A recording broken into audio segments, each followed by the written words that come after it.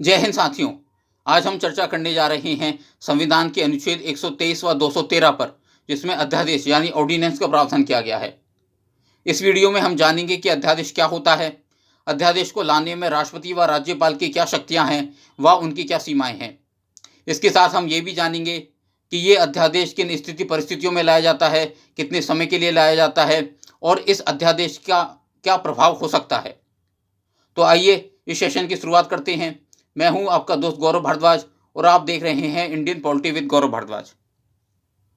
Article 123, power of president to promulgate ordinance during recess of parliament, यानी संसद के विश्रांति काल में अध्यादेश प्रख्यापित करने की राष्ट्रपति की शक्ति।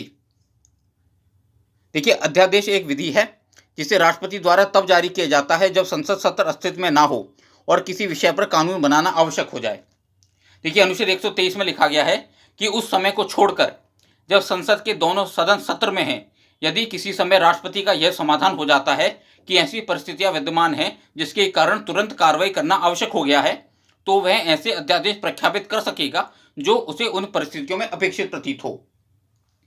यानी कि जब आपका संसद का सत्र नहीं चल रहा है और किसी विषय पर आपको कानून की आवश्यकता है, आपको विधि की आवश्यकता है और उस प्रकार की विधि आपके पास नहीं है, तो एक शॉर्ट गैप अरेंजमेंट के लिए उस विधि की पूर्ति के लिए अध्यादेश लाया जाता है। और अध्यादेश का वही प्रभाव होता है जो किसी कानून का होता है। और राष्ट्रपति और राज्यपाल समय समय पर इस प्रकार के अध्यादेश लाते रहते हैं जब भी उनको इस प्रकार की जरूरत पड़ती है। जैसे 2017 में सुप्रीम कोर्ट ने जब 3 तलाक को असंवैधानिक करार दिया, तो केंद्र सरकार ने 2017 में 3 तलाक पर एक कानून बनाने का प्रयास किया और लोकसभा से वो विधेयक पारित हो गया, परंतु राज्यसभा में अटक गया। तो उसके बाद 2018 में वो एक अध्यादेश लेके आए जिसको बाद में उन्होंने 2019 में संसद से पारित भी करवा लिया और उसके बाद वो कानून बन गया। तो समय समय पर इस प्रकार के अध्यादेश लाए जाते रहे हैं। अभी हाल ही में शुक्रवार को यानी 10 फरवरी को उत्तराखंड सरकार एक नया अध्यादेश लेके आई है जिसमें प्रतियोगी परीक्षाओं में नकल करने वाले या जो पेपर लीक करने वाले गिरोह हैं, इनके ऊपर कड़ी कार्रवाई करने का प्रावधान किया गया है, जिसमें 10 साल से लेकर उम्र कैद तक की सजा का प्रावधान है और जुर्माने का प्रावधान आपके 10 करोड़ रुपए तक लगाया गया है। और यदि कोई उसमें नकल करता हुआ पकड़ा जाता है तो उसको अगले 10 सालों तक ब्लैक लिस्ट किया जाएगा, यानी कि वो अगले 10 सालों तक किसी भी परीक्षा में नहीं बैठ सकता है। इस प्रकार की व्यवस्था इस अध्यादेश के माध्यम से की गई है। तो अध्यादेश समय समय पर सरकारों द्वारा जब भी जरूरत पड़ती है वो ऐसे अध्यादेश को लाते रहे हैं।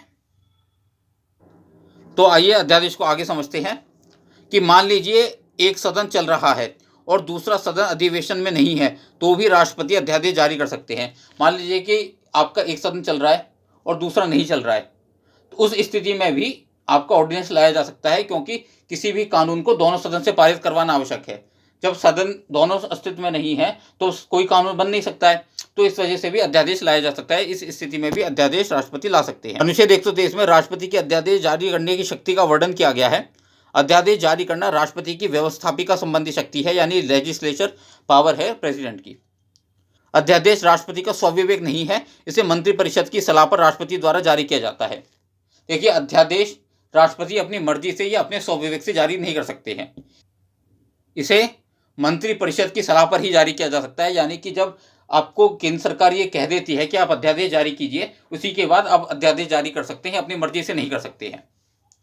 और आपको पता है कि जैसे अनुच्छेद 74 में एक बात लिखी गई है कि राष्ट्रपति केंद्रीय मंत्रिमंडल की सिफारिश को एक बार पुनर्विचार के लिए लौटा सकते हैं, तो उसी प्रकार से आप अध्यादेश को भी एक बार पुनर्विचार के लिए लौटा सकते हैं। लेकिन यदि दूसरी बार उसी रूप में या संशोधित रूप में राष्ट्रपति के पास जाता है तो राष्ट्रपति अध्यादेश प्रख्यापित करने के लिए बाध्य है। अनुच्छेद 123 में यह भी लिखा है कि अध्यादेश का वही महत्व है जो संसद द्वारा बनाए गए कानून का होता है। यानी अध्यादेश का भी वही प्रभाव रहेगा, वही बल रहेगा जो किसी सामान्य कानून का होता है, जो संसद द्वारा बनाया जाता है, संसद द्वारा पारित किया जाता है। अनुच्छेद 123 में यह भी उल्लेखित है कि अध्यादेश उन्हीं विषयों पर जारी किया जा सकता है जिन विषयों पर संसद को कानून बनाने का अधिकार है। यानी जिन विषयों पर संसद अधिकार रखती है उन्हीं विषय पर संसद अध्यादेश ला सकती है। अध्यादेश राज्य विषयों के कानून पर संसद में नहीं लाया जा सकता है, तो संसद को जिस पर अधिकार है उसी पर संसद अध्यादेश ला सकती है। अनुच्छेद 13 के अंतर्गत अध्यादेश को भी एक विधि माना गया है। अनुच्छेद 13 में आपकी विधि की परिभाषा दी गई है और उस विधि में यह लिखा है कि अध्यादेश भी आपकी विधि की परिभाषा के अंतर्गत शामिल होता है, इसलिए इसे भी न्यायालय में चुनौती दी जा सकती है। आपके ऑर्डिनेंस को भी कोर्ट में चैलेंज किया जा सकता है कि ये सही है या नहीं है। अध्यादेश का अनुमोदन संसद द्वारा 6 सप्ताह के भीतर सामान्य बहुमत से कराना आवश्यक है। देखिए, जब अध्यादेश आप कोई पारित कर देते हैं तो अध्यादेश पारित करने के बाद जब संसद अस्तित्व में आती है, जब संसद का सत्र आएगा, तब उस संसद सत्र में आपको 6 सप्ताह के अंदर इसका अनुमोदन करवाना पड़ता है, इसको पारित करवाना पड़ता है। अगर आप पारित नहीं करवाएंगे तो ये गिर जाता है। अब देखिए, अध्यादेश का प्रयोग संविधान में संशोधन करने के लिए नहीं किया जा सकता है। अब सामान्य जो कानून है उनके लिए तो अध्यादेश ला सकते हैं, लेकिन यदि आप चाह रहे हैं संविधान में संशोधन करने के लिए तो उसके लिए अध्यादेश नहीं लाया जा सकता है। अनुच्छेद 123 में अध्यादेश की समाप्ति का भी उल्लेख किया गया है कि अध्यादेश कितने समय तक के लिए होता है या कितने समय तक जारी रह सकता है। तो इसमें लिखा गया है कि अध्यादेश 6 सप्ताह के लिए होता है और ये 6 सप्ताह की अवधि जब संसद द्वारा अस्तित्व में आएगी या संसद का सत्र जब भी द्वारा लगेगा उसके पहले दिन से अगले 6 सप्ताह तक मानी जाती है। उस 6 सप्ताह तक यह अध्यादेश वैध रहता है। इसमें एक ये भी प्रावधान है कि मान लीजिए संसद, जैसा कि आपको पता है कि 2 सदन होते हैं, मान लीजिए एक सदन तो आज आ गया और एक सदन उसके 2-3 दिन बाद आता है, तो जो ये 6 सप्ताह की अवधि है ये बाद वाले जो सेशन अस्तित्व में आया है उससे मानी जाती है। उसके अगले जो 6 सप्ताह होंगे उन 6 सप्ताह तक ये वैलिड रहता है।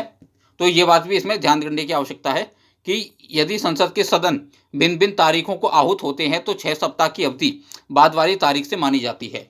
ये प्रावधान भी अनुच्छेद 123 के अंतर्गत किया गया है। जैसा कि आपको पता है कि अनुच्छेद 85 के तहत संसद के 2 सत्रों के बीच जो गैप है वो 6 महीने से ज़्यादा का नहीं हो सकता है। तो हम ये कह सकते हैं कि जो अध्यादेश की अधिकतम अवधि है वो 6 माह व 6 सप्ताह की हो सकती है। मान लीजिए कोई संसद का सत्र आज समाप्त हुआ और आज रात को ही या अगले दिन आप अध्यादेश ले आते हैं और अधिकतम अवधि जो संसद के 2 सत्रों के बीच हो सकती है वो 6 महीने की होती है। तो 6 महीने तो आपको ये मिल गए और मान लीजिए 6 महीने बाद दूसरा सत्र अस्तित्व में आता है तो उसके आगे के 6 सप्ताह के अंदर आपको पारित करवाना है। उसके आगे 6 सप्ताह तक अध्यादेश वैलिड रहेगा। तो 6 महीने ये और आगे के 6 सप्ताह वो, तो ये संविधान में लिखा हुआ नहीं है 6 महीने बाद 6 सप्ताह, लेकिन संविधान के कुछ प्रावधान ऐसे हैं जिससे ये अर्थ निकलता है कि 6 महीने व 6 सप्ताह की अधिकतम अवधि एक अध्यादेश की हो सकती है। इसमें 2 तरीके क्वेश्चन बनते हैं कि अध्यादेश की समाप्ति कितनी होती है, तब इसका उत्तर होता है 6 सप्ताह। और जब यह पूछा जाए कि अधिकतम अवधि कितनी हो सकती है तो वो 6 महीने व 6 सप्ताह की अधिकतम अवधि एक अध्यादेश की हो सकती है। अब बात करते हैं अध्यादेश समाप्ति के तरीकों पर। अध्यादेश किन स्थितियों में समाप्त किया जा सकता है या हो सकता है। तो राष्ट्रपति कभी भी अध्यादेश को वापस ले सकते हैं। जैसा कि आपको पता है कि अध्यादेश मंत्रिपरिषद की सलाह पर लाया गया था, तो उसे जो खत्म करेगा वो भी मंत्रिपरिषद की सलाह पर ही राष्ट्रपति खत्म करेंगे। राष्ट्रपति स्वविवेक से अपनी मर्जी से अध्यादेश को वापस नहीं ले सकते हैं। निर्धारित अवधि में संसद द्वारा स्वीकार न किए जाने पर स्वतः ही समाप्त हो जाएगा। मान सदन के सत्र में आने के बाद आपने उस पर कोई कार्रवाई नहीं की और 6 सप्ताह बीत गए तो वो अपने आप समाप्त हो जाएगा। तीसरा है संसद द्वारा अस्वीकार किए जाने पर। मान लीजिए आपने उस अध्यादेश को संसद के पटल पर रखा, उसको पास करवाने की कोशिश की, लेकिन आप इतना बहुमत नहीं जुटा पाए कि उसे पास करवा पाते, तो वो एक तरीके से अस्वीकार कर दिया संसद ने और इसके माध्यम से भी वो अध्यादेश समाप्त हो सकता है। तो अध्यादेश समाप्ति के 3 तरीके ये आपके सामने हैं। अब बात करते हैं सर्वोच्च न्यायालय के कुछ निर्णयों पर जो अध्यादेश के बारे में आए थे। पहला मामला है आरसी कूपर वर्सेस भारत संघ का 1970 का, जिसमें सुप्रीम कोर्ट ने banking companies acquisition of undertaking ordinance 1969 की समीक्षा की थी। इस ऑर्डिनेंस के माध्यम से इंदिरा गांधी ने बैंकों का राष्ट्रीयकरण किया था और इस राष्ट्रीयकरण को आरसी कूपर ने चुनौती दी थी सर्वोच्च न्यायालय में। इसमें सर्वोच्च न्यायालय ने कहा कि हम राष्ट्रपति के इस अध्यादेश लाने के निर्णय की जांच कर सकते हैं। क्या अध्यादेश लाना इतना ज़रूरी था कि आप संसद के सत्र में आने का इंतजार नहीं कर सकते थे? क्या इस मामले पर तुरंत कार्रवाई की आवश्यकता थी या इस पर कुछ समय के लिए रुका जा सकता था, संसद के सत्र को अस्तित्व में आने दिया जा सकता था? तो इस बात की जांच हम कर सकते हैं। इसी तरीके से ए.के. रॉय और भारत संघ मामले में 1982 में भी सुप्रीम कोर्ट ने यह कहा था कि अध्यादेश जारी करने की शक्ति न्यायिक समीक्षा के दायरे से बाहर नहीं है, हम उसकी जांच कर सकते हैं। इसके बाद 38वें संविधान संशोधन के माध्यम से ये प्रावधान कर दिया गया था कि राष्ट्रपति की संतुष्टि अंतिम व मान्य होगी और न्यायिक समीक्षा से परे होगी। ये इंदिरा गांधी ने ये प्रावधान करवा दिया था कि राष्ट्रपति के अध्यादेश की शक्ति को आप कोर्ट में चैलेंज नहीं कर सकते हैं। लेकिन 44वें संविधान संशोधन के माध्यम से इस इस उपबंध को फिर से समाप्त कर दिया गया, यानी कि फिर से अब चैलेंज किया जा सकता है। अध्यादेश जारी करने की राष्ट्रपति की शक्ति को आप चैलेंज कर सकते हैं। एक अन्य बहुत ही फेमस मामला हुआ डीसी वाधवा बनाम बिहार राज्य का 1986 का। डीसी वाधवा एक लॉ के प्रोफेसर थे और महाराष्ट्र में रहते थे। इनका एक शिष्य था जो लॉ कर रहा था और आगे उसने पीएचडी करी, और पीएचडी के लिए वो जो रिसर्च करने के लिए बिहार गया। तो बिहार जाके उसने देखा कि बिहार में राजस्व से संबंधित कोई कानून नहीं है, और पिछले 14 सालों से यानी 14 ईयर्स से अध्यादेश ही चल रहा है। और वो अध्यादेश 250 से ज़्यादा बार आ चुका था। एक ही विषय पर 250 से ज़्यादा बार अध्यादेश लाया जा चुका था, और पिछले 14 सालों से वही अध्यादेश काम कर रहा था। उस विषय पर कोई कानून नहीं था, और कानून बनाने की कभी किसी ने इच्छा भी नहीं दिखाई। तब वो वापस महाराष्ट्र आए, उन्होंने ये बात अपने प्रोफेसर साहब को बताई, और प्रोफेसर साहब इस मामले को लेकर सर्वोच्च न्यायालय गए। और इस मामले में सर्वोच्च न्यायालय ने कहा कि बार बार अध्यादेश जारी करने की शक्ति के प्रयोग की आलोचना की, तथा कहा कि यह विधानमंडल की विधि बनाने की शक्ति का कार्यपालिका के द्वारा हनन है। इस शक्ति का प्रयोग असाधारण परिस्थितियों में किया जाना चाहिए, ना कि राजनीतिक उद्देश्य की पूर्ति के लिए। एक ही विषय पर बार बार अध्यादेश जारी करना संसदीय व्यवस्था के साथ धोखा है। ये सुप्रीम कोर्ट ने कहा कि आप एक ही विषय पर बार बार अध्यादेश जारी कर रहे हैं, ये संसदीय व्यवस्था के साथ धोखा है। यदि आपको कानून लाना है तो आप संसद में जाइए ना, आप संसद में जाइए, आप बहस कीजिए, जो सीधा तरीका है वो अपनाइए। लेकिन अगर पीछे के दरवाजे से या चोर दरवाजे से आप बार बार अध्यादेश ला रहे हैं तो ये संविधान के अनुकूल नहीं है। जैसा कि भूमि अधिग्रहण बिल था जो 2014 में मोदी सरकार लेके आई और संसद से नहीं पास करवा पा रही है, तो चार बार उसको आप बार बार अध्यादेश के माध्यम से लेके आए। तो ये एक ही अध्यादेश को बार बार लाना, ये संसदीय व्यवस्था के साथ धोखा है। जिस चीज को आप प्रत्यक्ष रूप से नहीं कर सकते हैं, उस चीज को आप अप्रत्यक्ष रूप से भी नहीं कर सकते हैं। ये संविधान की भावना के साथ खिलवाड़ है, ये नहीं होना चाहिए। अब बात करते हैं आर्टिकल 213 पर। जिस प्रकार से अनुच्छेद 123 में राष्ट्रपति को अध्यादेश जारी करने की शक्ति दी गई थी, उसी प्रकार अनुच्छेद 213 में राज्यपाल को भी अध्यादेश जारी करने की शक्ति दी गई। लगभग सारे प्रावधान वही हैं जो अनुच्छेद 123 में राष्ट्रपति के लिए लिखे गए हैं, परंतु यहाँ पर कुछ अंतर है। राज्यपाल की शक्ति थोड़ी सी कम है राष्ट्रपति की अपेक्षा, तो उस पर चर्चा करते हैं। तो देखिए, जिस प्रकार अनुच्छेद 123 के तहत राष्ट्रपति को अध्यादेश जारी करने की शक्ति प्राप्त है, उसी प्रकार राज्यपाल को भी संबंधित राज्य के लिए अनुच्छेद 213 के तहत अध्यादेश जारी करने की शक्ति प्राप्त है। परंतु राज्यपाल राष्ट्रपति के अनुदेशों के बिना कोई ऐसा अध्यादेश प्रख्यापित नहीं करेगा। यदि देखिए, राज्यपाल को भी लगभग वही शक्तियां प्राप्त हैं जो राष्ट्रपति को प्राप्त हैं, लेकिन राज्यपाल के ऊपर 3 शर्तें लगाई गई हैं। उन शर्तों को समझने का प्रयास करते हैं। पहली शर्त है, a bill containing the same provision would under this constitution have required the previous sanction of the president for the introduction thereof into the legislature. यानी कि मान लीजिए कोई ऐसा विषय जिस पर यदि बिल आता तो उस बिल को लाने से पहले राष्ट्रपति की पूर्व अनुमति लेनी पड़ती। तो ऐसे ही विषय पर यदि अध्यादेश आता है तो राज्यपाल उस अध्यादेश के लिए भी राष्ट्रपति से पूर्व अनुमति लेंगे। ये पहली कंडीशन है। यानी कि ऐसे विषय जो राष्ट्रपति की पूर्व अनुमति के बाद ही पेश किए जा सकते हैं, ऐसे विषयों पर राष्ट्रपति की पूर्व सैंक्शन लेनी पड़ेगी, चाहे वो अध्यादेश हो चाहे वो सामान्य बिल हो। जैसे हाईकोर्ट की शक्तियां आपको कम करनी है, यदि इस संबंध में आप कोई बिल लेके आते हैं तो उस बिल को लाने से पहले आपको राष्ट्रपति की प्रायर सैंक्शन चाहिए, और यदि आप उसके ऊपर अध्यादेश लाते हैं तो भी आपको राष्ट्रपति की प्रायर सैंक्शन चाहिए। दूसरी कंडीशन है, he would have deemed it necessary to reserve a bill containing the same provision for the consideration of the president।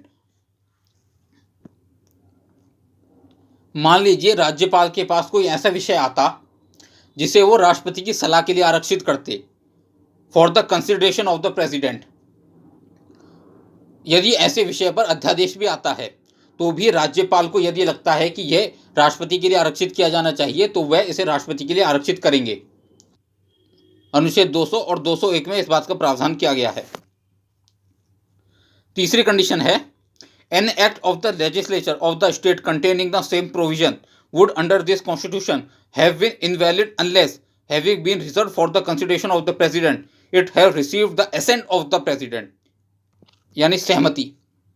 अर्थात मान लीजिए कोई ऐसा विषय जिसे कानून बनने के लिए राष्ट्रपति की सहमति आवश्यक है, तो ऐसे बिल को भी राज्यपाल राष्ट्रपति की सहमति के लिए उनके पास भेजेंगे। यानी कि ऐसे विधेयक जो राष्ट्रपति की सहमति के बाद ही कानून बनते हैं, यदि उन विषयों पर भी आपको अध्यादेश लाना है तो भी आपको पहले राष्ट्रपति की प्रायर सैंक्शन चाहिए, पूर्व अनुमति आपको राष्ट्रपति से लेनी पड़ेगी। जैसे यदि आपको हाईकोर्ट की शक्तियां कम करनी है, उस संबंध में आपको लेना पड़ेगा।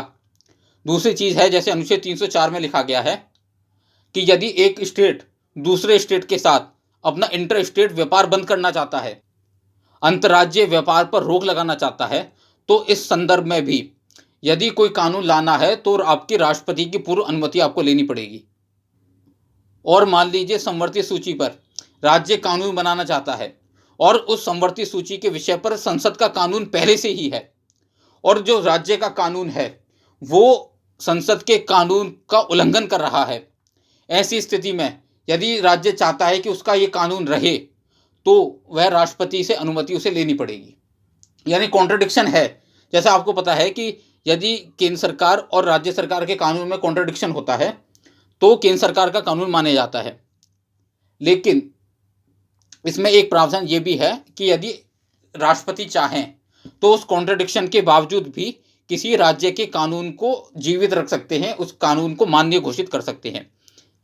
तो ऐसे कुछ मामले हैं जिसमें राष्ट्रपति की पूर्व अनुमति चाहिए होती है, या राष्ट्रपति की सलाह के लिए आरक्षित किए जा सकते हैं, या राष्ट्रपति के सहमति जिसको बाद में चाहिए। तो ऐसे विषयों पर यदि अध्यादेश आप लाना चाहते हैं तो इससे पहले आपको राष्ट्रपति से अनुमति लेनी पड़ेगी। पर जब आपको पता है कि आप अध्यादेश किस लिए ला रहे हैं, आप अध्यादेश ला रहे हैं कि आपको तुरंत किसी मामले पर जरूरत है कानून की, और लेकिन जब आप राष्ट्रपति को भेजेंगे तो भाई उसमें समय लगेगा, राष्ट्रपति के पास जाएगा, राष्ट्रपति उस पर विचार करेंगे और उसके फिर वापस भेजेंगे, तब अध्यादेश बनेगा। तो सामान्यतः ऐसी स्थितियों में अध्यादेश ला ही नहीं जा सकता। लाना भी चाहें तो प्रोसीजर इतना लंबा है कि आप ला नहीं पाएंगे, तो आप अध्यादेश लाएंगे, इससे अच्छा तो आप बिल ही ना ले आए। भाई अध्यादेश 6 सप्ताह बाद फिर गिर जाएगा, या 6 सप्ताह बाद आपको दोबारा लाना पड़ेगा, आप दोबारा लाएंगे, फिर आपको दोबारा राष्ट्रपति से अनुमति चाहिए। तो ऐसे विषयों पर अध्यादेश सामान्यतः लाया ही नहीं जाता है, क्योंकि थोड़ा ये पेचीदा रास्ता है। बाकी जो सामान्य राज्य विषय के कानून है उस पर आप धूम धड़ाके से आराम से अध्यादेश जारी कर सकते हैं, राज्यपाल को फुल पावर है। तो ये था आपका अनुच्छेद 123 व 213 यानी राष्ट्रपति और राज्यपाल के अध्यादेश जारी करने की शक्तियों के बारे में। तो ये अध्यादेश आपका यहाँ पर पूरा होता है। मैं आशा करता हूँ आपको अध्यादेश समझ में आया होगा, किन स्थिति परिस्थितियों में इसको इंट्रोड्यूस किया जाता है, राज्यपाल की क्या शक्तियाँ हैं, राष्ट्रपति की क्या शक्तियाँ हैं, एक अध्यादेश की क्या सीमाएं हो सकती हैं, क्या प्रभाव हो सकते हैं, ये सब हमने बात करी। तो आशा करते हैं आपको ये सेशन पसंद आया होगा। अगर सेशन अच्छा लगा हो तो वीडियो को लाइक, शेयर और चैनल को सब्सक्राइब जरूर करें। आपका बहुत बहुत धन्यवाद। जय हिंद।